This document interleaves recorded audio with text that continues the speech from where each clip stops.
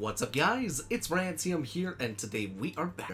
That's right, you guys, and don't snap. It's gonna be an awesome freaking day. So guys, welcome back, and happy Friday. So today you find me staring into the abyss that is the helmet of the Sir Artorias of the Abyss Walker's armor set here within Skyrim. Now, the interesting thing about this armor set is we've actually done a showcase of something like this before, except in order to get the armor, you actually had to kill Artorias the Abyss Walker from Dark Souls, and let me tell you, he hits like a fucking truck. But this time, you can actually craft his armor, and I gotta say, it's kinda nice. But before we go ahead and break down the armor itself, I'll just give you a little bit of a sneak peek of it. Let's go ahead and head over to the Castle Shellblade Forge, and let's craft it together. So when you find yourself at any forge, you can come down to the Daedric Smithing area with the Daedric Smithing perk, and you can craft your very own Artorias armor. Now, it will pop up as Daedric armor in the screen because, well, you're in the Daedric Smithing section. But the Artorias armor costs 3 ebony ingots for the chest, 2 ebony ingots for the boots, 2 ebony ingots for the gauntlets, and 1 ebony ingot for the helmet. Pretty cheap, honestly, considering the stats that you get for this. But then we get to the great swords.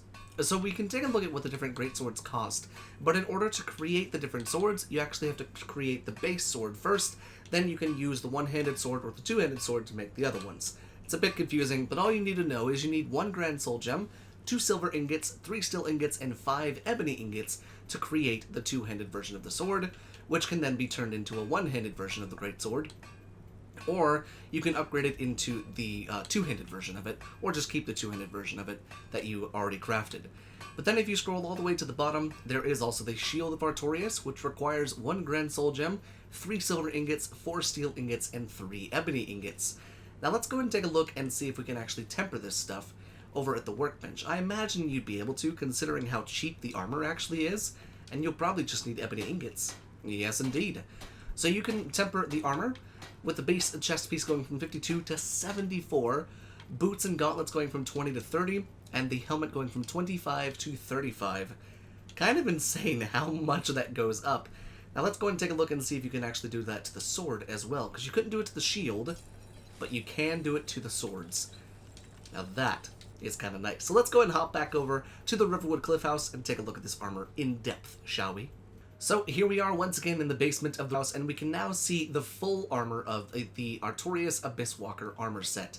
Now, being someone who really played Dark Souls but has beaten this guy in Skyrim, I could definitely appreciate the armor here, and it does look really, really nice. Not a big fan of the kind of, I think it's supposed to be a hair piece that comes down all the way here. If it flowed, I think it would look better, but that probably means adding physics to it, and it's probably a hell of a lot harder than just making a static, what's the word I'm looking for, detail. Now, the armor itself is very high resolution. If we go ahead and come up to the, come pretty close to it, you can see we're, like, right next to it. And sure, the textures on the robe might look a little muddy, but the silver and the kind of steel part definitely looks very, very nice. Now, the one thing that I'm noticing a lot with this armor is it actually looks very slender. You kind of look a lot less bulky, even if your character is bulky, because, I mean, the mannequins, they're pretty freaking built on their arms. But if we take a look at the arms here, it's looking pretty slender. So I don't know if this actually, changes the way that the body looks, but if it does, that's kind of interesting. The chainmail down here looks a bit kind of crazy, but that's okay. And then we've got these crazy cool pointed boots down here. I do love the way that these look. Super, super cool. This is the one I wish that Skyrim had an ability to, like, paint armor. That would be super cool, like ESO or something. And then we can see the shield looks very, very nice. And then we can actually go ahead and take a look at the sword inside of our inventory right here. So you've got the one-handed variant and the two-handed variant. Just basically a kind of a generic greatsword slash sword. But hey, that's okay.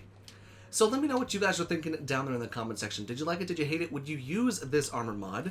I'm interested to see what you guys have to say about that. And before we end off, I do want to go ahead and put it on.